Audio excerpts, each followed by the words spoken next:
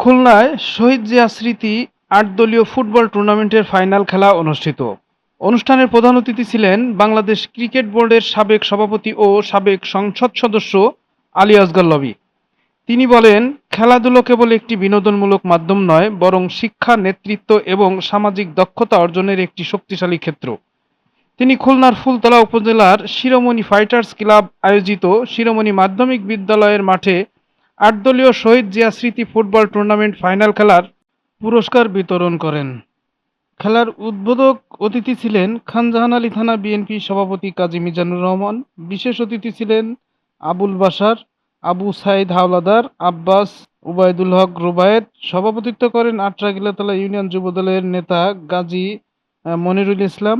পুরস্কার বিতরণ অনুষ্ঠানে পরিচালনা করেন সাংবাদিক সাইফুল্লাহ তালেক। খেলায় খুলনার নর্থ ক্লাব ২-০ গোলে জয়লাভ করে চ্যাম্পিয়ন হওয়ার গৌরব অর্জন করেন। আমার সারা বিশ্বে মাদক তো একটা এখন এমন জিনিস যে সারা বিশ্বে প্রচলন। আমরা খালি আমাদের দেশে দোষ দিলে হবে না, তো বিশ্বের সব জায়গায় আমরা দেখেছি, ইউরোপিয়ান দেশে অন্য জায়গায় মাদকের বিরুদ্ধে অনেক বড় শাস্তি আছে। সেই শাস্তিটা যদি আমরা প্রযোজ্য করতে পারি, সেটা আমরা গ্যারান্টি দিতে পারি, যদি কোনো মাদককে যে ধরা হয় তার শাস্তি হবে, তাহলে আমরা পারবো। আর আমাদের যে ধরেন এখানে কোনো এন্টারটেনমেন্টের কোনো জায়গা নেই। আমাদের স্কুল কলেজের ছেলেরা পড়ে, স্কুলে যায়, আপনি দেখবেন, আমি আমার বাসায় দেখেছি, আমার নাতি নাতনিরা তারা ব্যাগ ভরে, বস্তা ভরে পুজো হয়ে যায়, কিন্তু তাই নিয়ে স্কুলতে আসে ওই ব্যাগ রেখে কোনো মতে একটু রেস্ট করে আবার পড়াশুনো, এই কোচিংয়ে যাও, এই করো এই করো। এইগুলো বন্ধ করতে হবে, বন্ধ করে তাদের একটু এন্টারটেনমেন্টের দিকে নিতে হবে, সো দ্যাট তারা তাদের মাইন্ডটা রিফ্রেশ থাকে।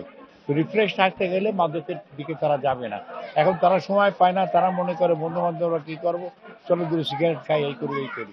এইসব আমাদের প্রোগ্রাম দিতে হবে, ভালোভাবে প্রোগ্রাম দিলে আমরা মাদকও সম্ভব, সব সব কিছুই সম্ভব। যখন সব অন্যান্য দেশ পারে, আমরা পারবো না কেন? আমরা সেরকম স্টেপ নিলে আমরা করতে পারবো।